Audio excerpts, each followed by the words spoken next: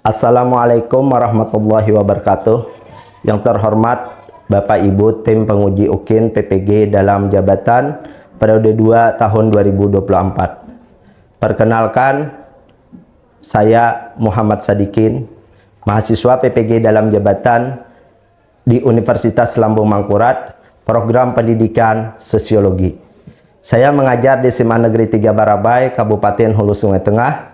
Pada hari ini saya akan melaksanakan uji kinerja pada kegiatan pembelajaran bab 3 tentang konflik sosial dengan subtema konflik dan kekerasan yang dilaksanakan di kelas 11. Berikut video praktik pembelajaran yang saya laksanakan. Selamat menyaksikan.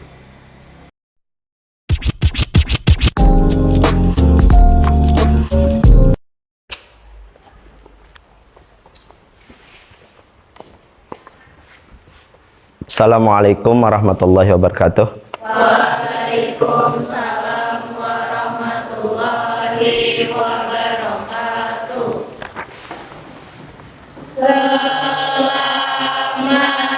pagi, Pak. Pagi, silahkan duduk. Sebelum Bapak mencek kehadiran kalian, Bapak mau melihat dulu kondisi tempat duduk kalian apakah sudah bersih atau belum. Coba dicek semuanya. Sudah bersih? Sudah. Ya. Bapak absen dulu.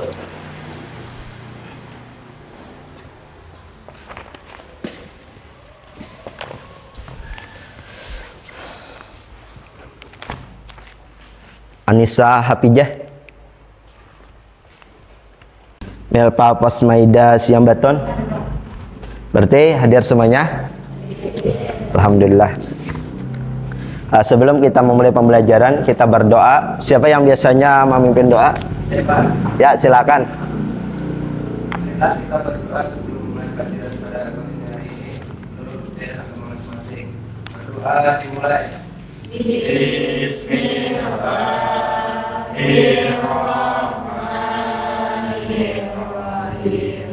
Sebelum kita memulai pembelajaran tentang materi hari ini, Bapak ada satu pertanyaan tentang konflik. Nah, pernahkah dulu melihat orang berkonflik atau berkelahi? Nah, menurut kalian, kalau menemukan orang berkelahi, misalnya kalian berangkat ke sekolah, apa yang kalian lakukan? Saya, Pak. Ya.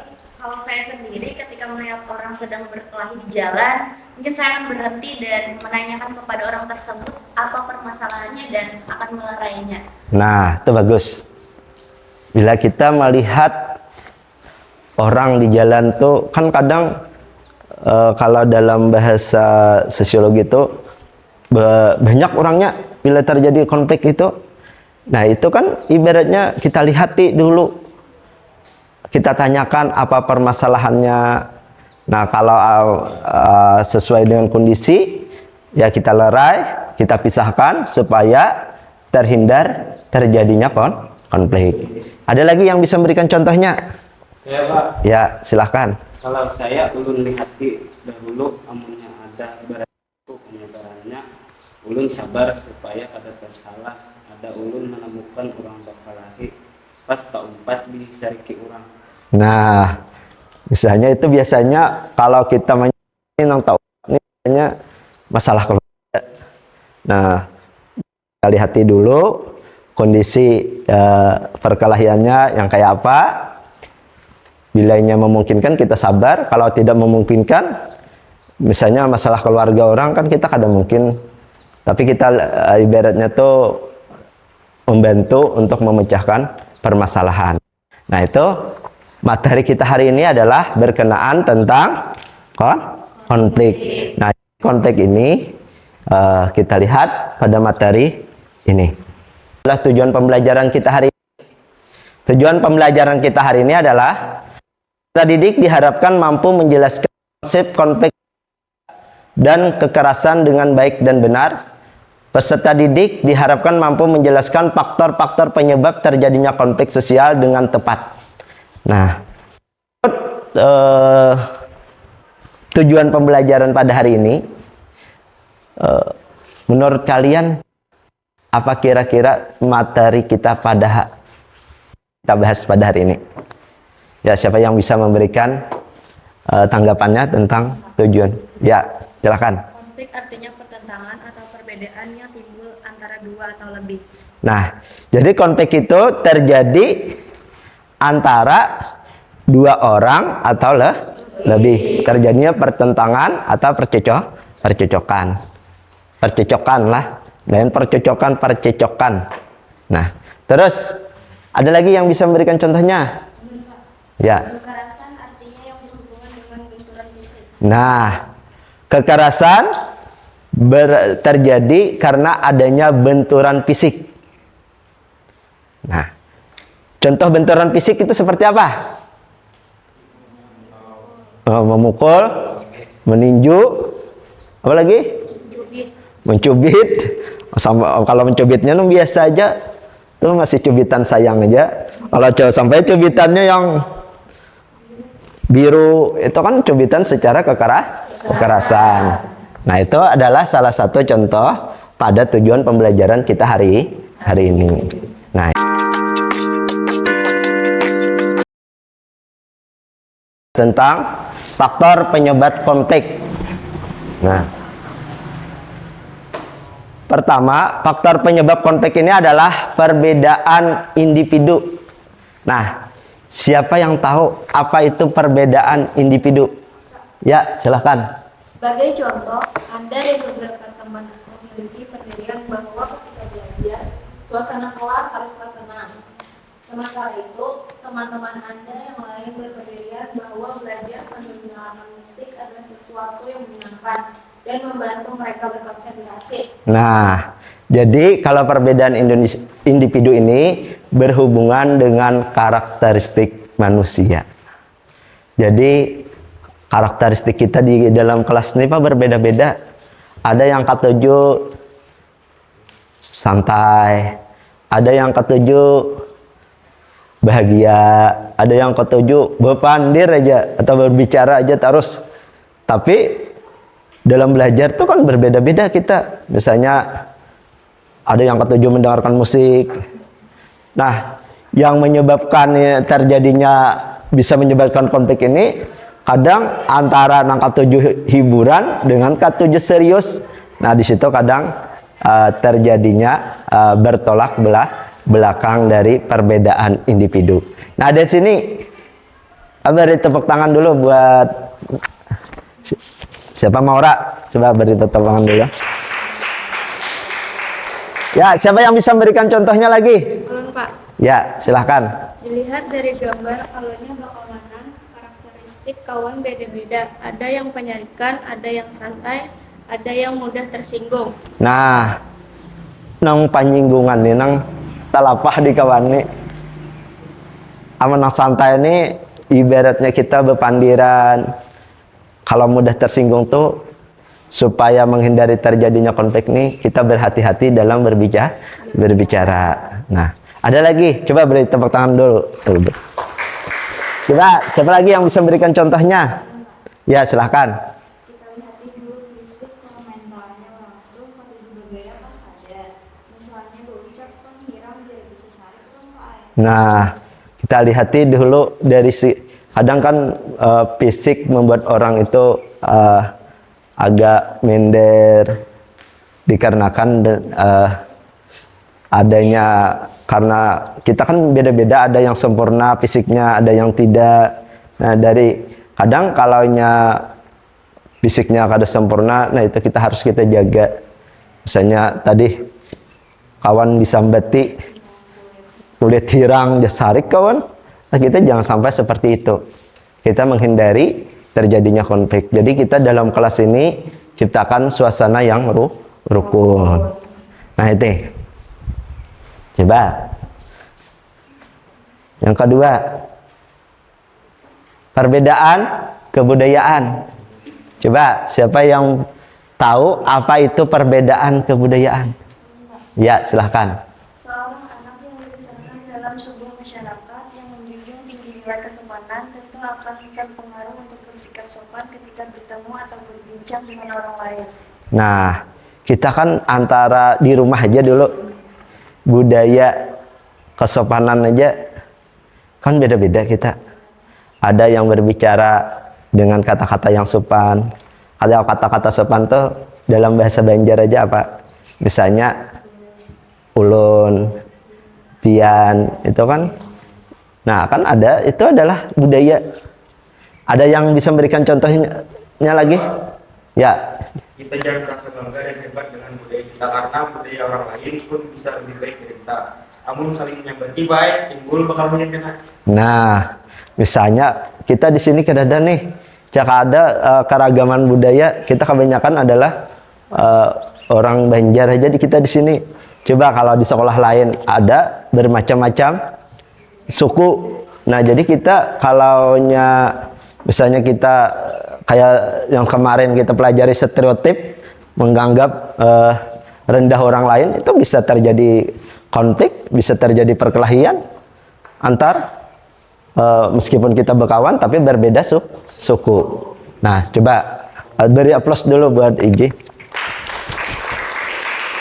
Nah, ada lagi yang bisa memberikan contohnya?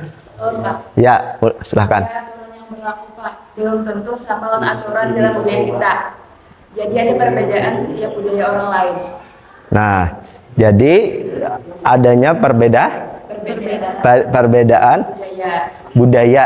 Ya, tadi yang dari Bapak tadi ada budaya satu dengan budaya yang lain. Itu adalah gambaran bagaimana kita menghargai multikultural. Lihat pada gambar keragaman budaya Indonesia ini, dari pakaian adat aja 30 berapa provinsi kita itu berbeda-beda, baik dari rumah adat, pakaian adat,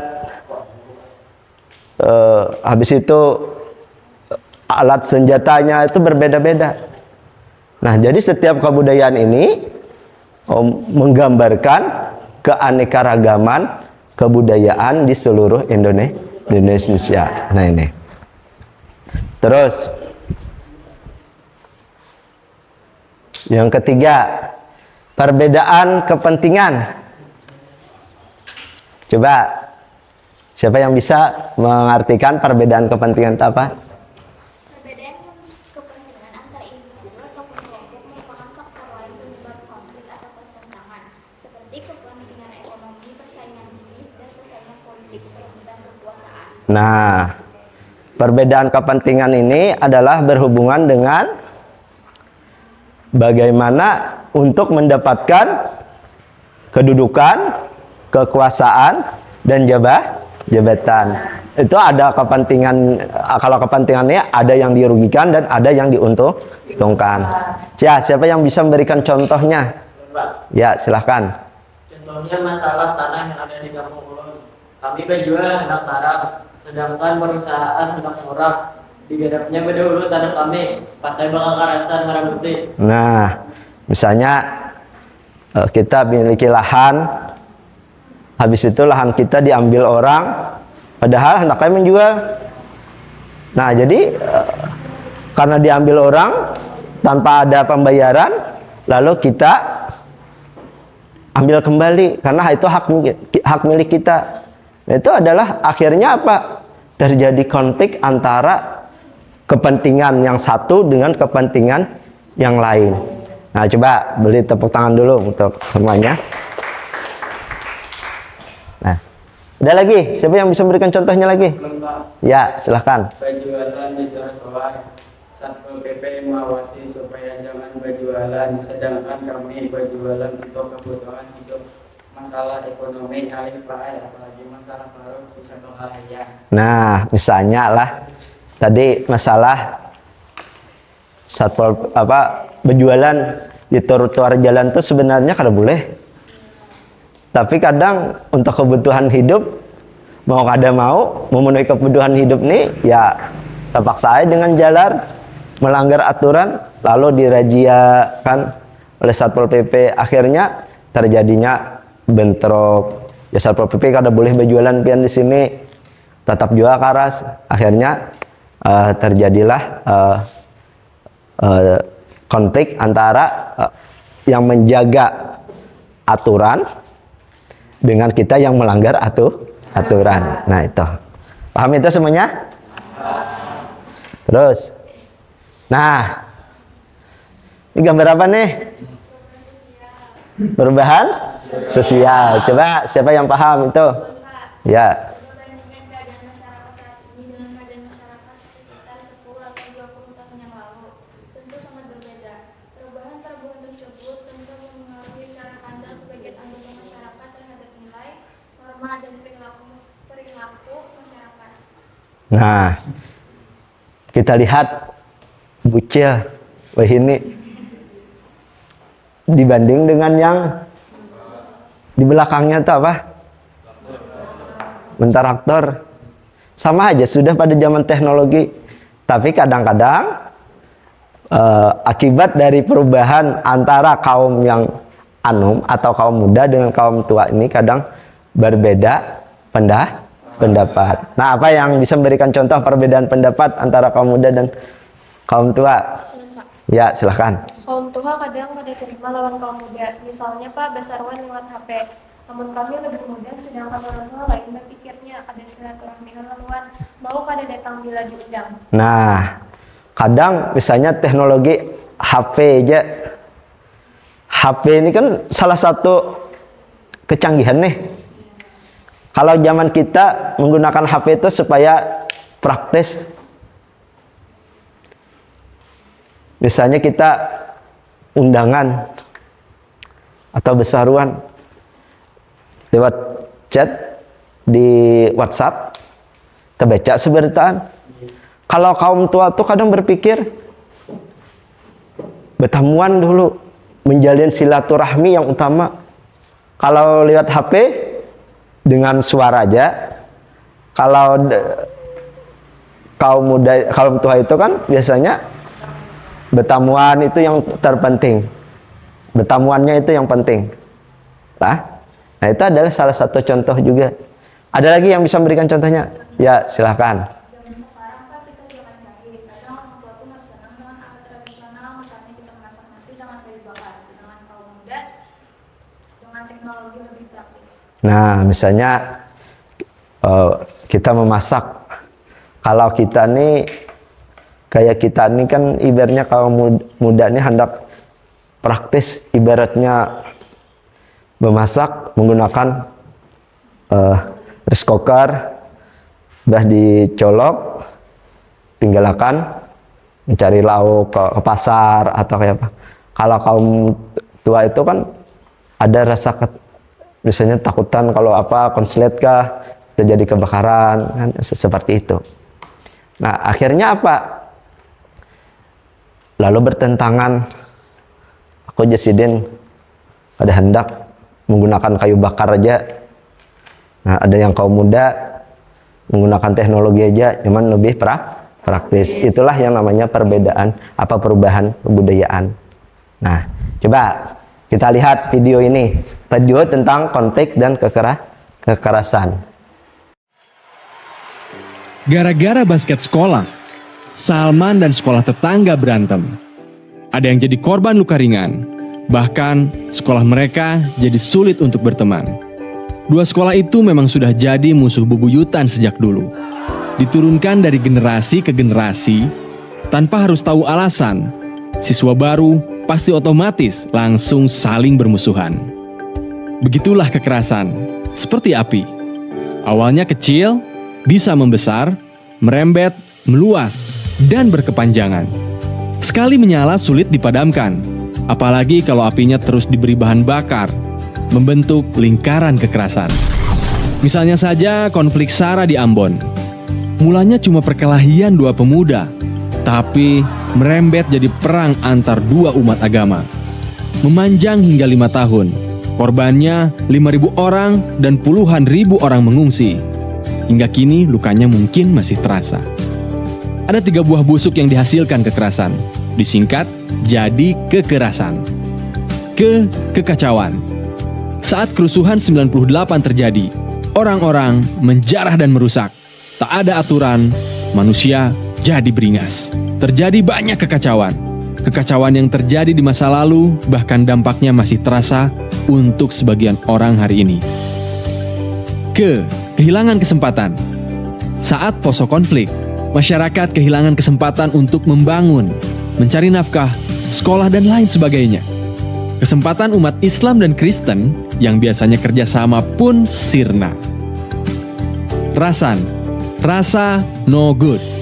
Saat kekerasan terjadi, suasana mencekam, ketakutan, dan saling curiga. Hati jadi gak tenang, perasaan jadi tak senang. Kita gak mau kan mendapatkan 3 buah busuk kekerasan ini? Karena itu, gunakanlah otak kita. Otak yang mana? Di otak kita ada beberapa bagian. Ketika terjadi konflik, biasanya otak reptil kita akan bereaksi dengan melakukan tempur atau kabur. Tapi ada juga bagian neokorteks. Bagian ini berfungsi untuk berpikir. Nah, kalau reptilian kita aktif, maka fungsi neokorteks akan ketutup untuk melakukan hal yang logis. Jadi, ketika ada konflik, tetaplah tenang, agar neokorteks kita yang bekerja untuk menyelesaikan masalah. Saat terjadi konflik, jangan sekali-kali pilih cara kekerasan. Masih ingat simpang 9? Pilih simpang yang tengah, yaitu mengambil jalan perdamaian dengan cara saling memaafkan atau berkonsiliasi untuk memutuskan lingkaran kekerasan. Bila kita bisa mengalahkan api dengan air, maka kita bisa melawan benci dengan cinta. Karena sekali kita memilih jalan kekerasan, maka api kecil menyala. Api itu akan membesar dan menjalar. Jika itu terjadi, maka api akan sulit dipadamkan. Lebih mudah menghindari menyalakan api daripada memadamkannya. Lebih baik tempuh cara non-kekerasan dalam menyelesaikan masalah. Meskipun cara non-kekerasan belum tentu berhasil, tapi cara kekerasan pasti tidak akan berhasil.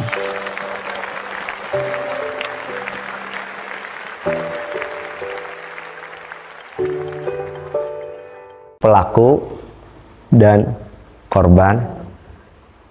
Tidak hanya itu juga, orang lain pun bisa terlibat, harta benda sampai korban jiwa. Nah, ini paham semuanya tentang konflik dengan kekerasan? Nah, sekarang kita tugas kelompok. Silahkan kalian bergabung dalam kelompoknya masing-masing yang sudah Bapak bagikan. Yuk, silahkan. Nah, coba perhatikan, ini adalah lembar kerja kelompok kalian. Silahkan kalian isi.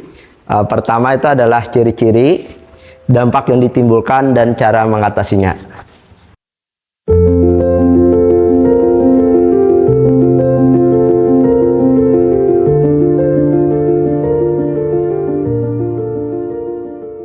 Pada kelompok 4, kita mempresentasikan. Waalaikumsalam warahmatullahi wabarakatuh. Terus silakan presentasinya.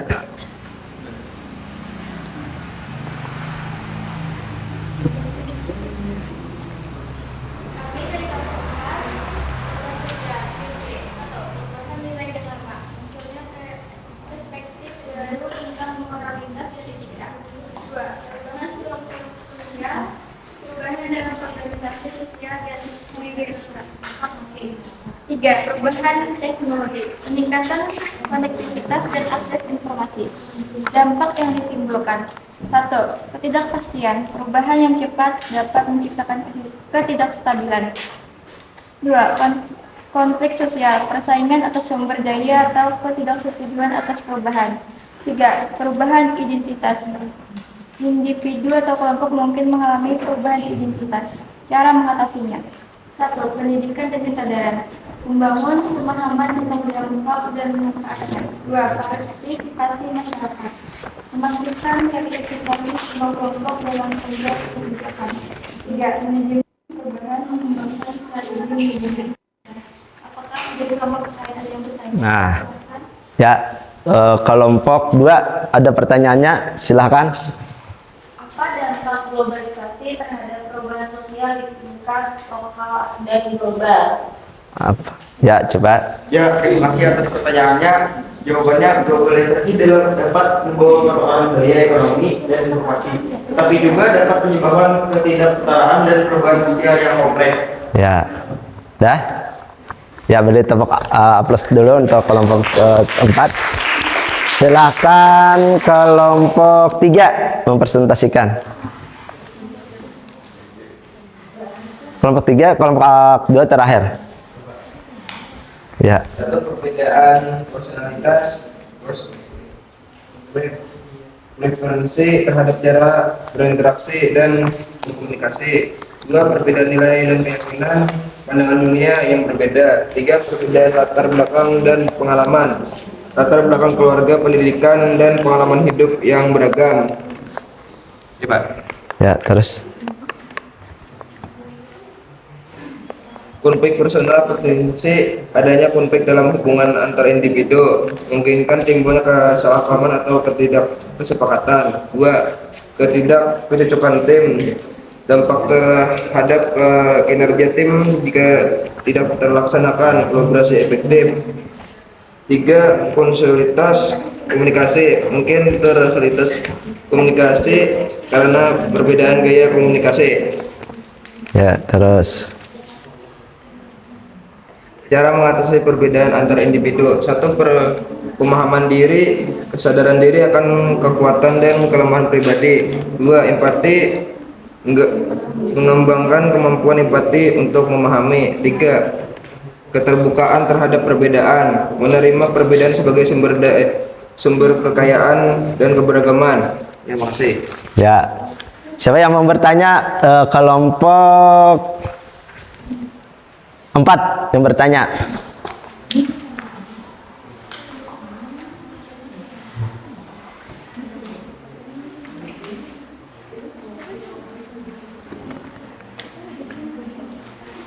Ya, kelompok 4 silakan.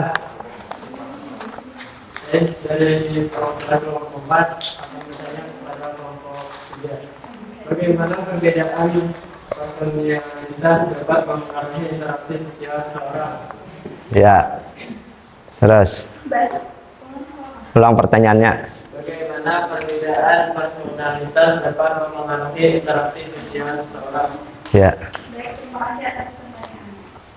Perbedaan personalitas dapat mempengaruhi cara individu berkomunikasi, interaksi, dan kelompok, menanggapi situasi tertentu, membentuk dinamika sosial. Nah, ya, coba beri tepuk tangan untuk kelompok 3. Sekarang kelompok terakhir. Kelompok 2. Ya, silakan. Selamat pagi, salam sejahtera bagi kita semua. Mohon izin Bapak, kami Ya. dari kelompok 2 ingin mempresentasikan hasil diskusi kami tentang perbedaan kepentingan. Pada perbedaan kepentingan ini terdiri dari ciri-cirinya. Yang pertama, tujuan yang berbeda. Pada kelompok atau individu memiliki tujuan yang berbeda. Setelah itu, perbedaan dalam prioritas dan aspirasi.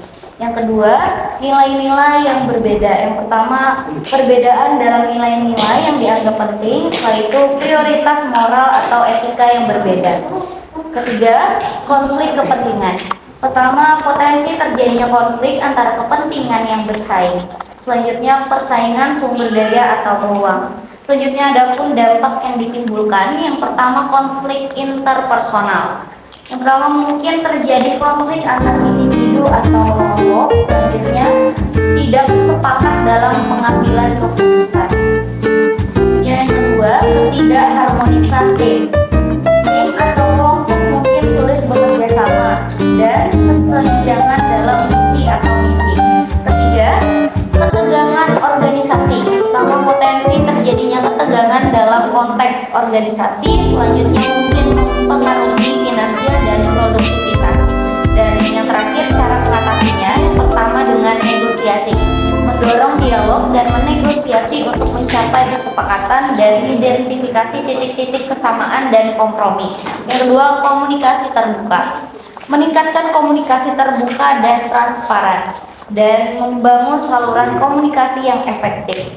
Ketiga, pengelolaan konflik, mengembangkan keterampilan pengelolaan konflik dan mencari solusi yang adil dan berkelanjutan. Demikian yang dapat kami sampaikan. Mungkin dari kelompok-kelompok ingin mempertanyakan soal. Ya, yang belum kelompok 1, ya silakan kelompok 1 untuk bertanya kepada kelompok 2.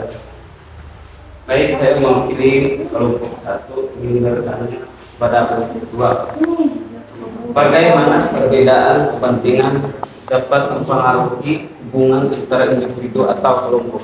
Nah, Kami dari kelompok 2 menjawab, perbedaan kepentingan dapat menciptakan ketegangan atau konflik jika tidak dikelola dengan baik.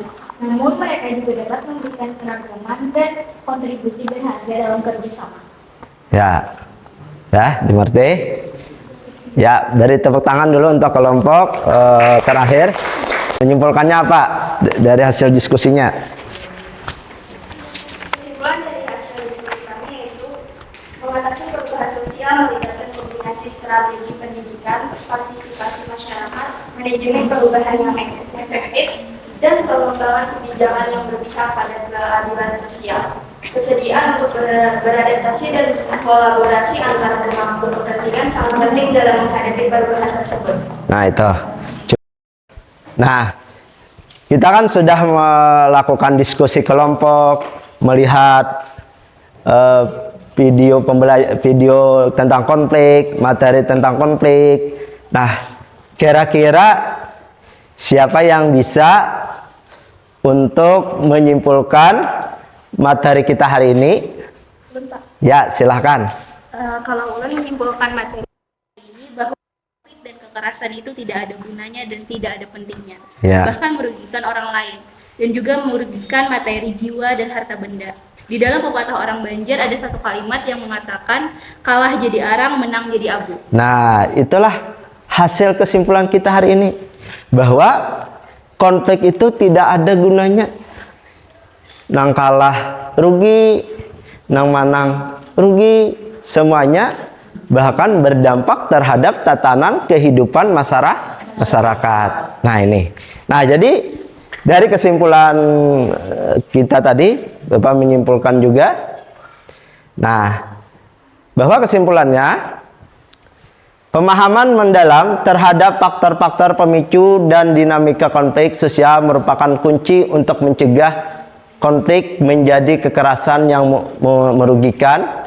Materi menanamkan perlunya membangun keterampilan komunikasi, negosiasi, dan pemecahan masalah untuk memahami peran budaya, sosial, ekonomi dalam membentuk konflik serta merancang strategi pencegahan yang inklusif. Dengan mendalami materi ini diharapkan peserta didik dapat menjadi agen perubahan, mampu meredakan ketegangan sosial dan mempromosikan perdamaian bentuk masyarakat yang harmonis. Nah, berarti Bapak harapkan bahan kalian sebagai siswa untuk menjadi pelopor pencegahan terjadinya konflik setelah kalian mendalami materi ini.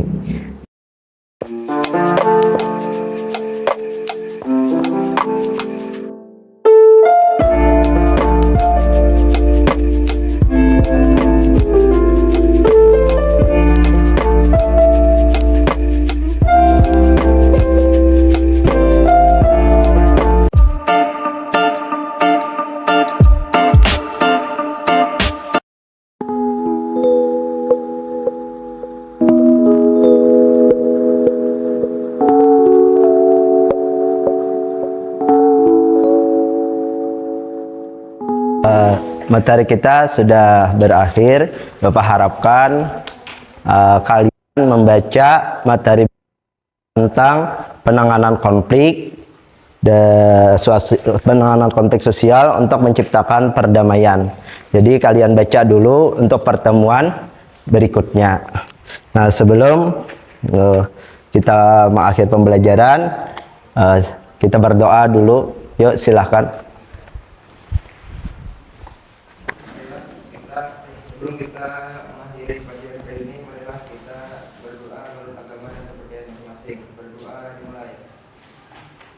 Bismillahirrahmanirrahim. Walhamdulillah.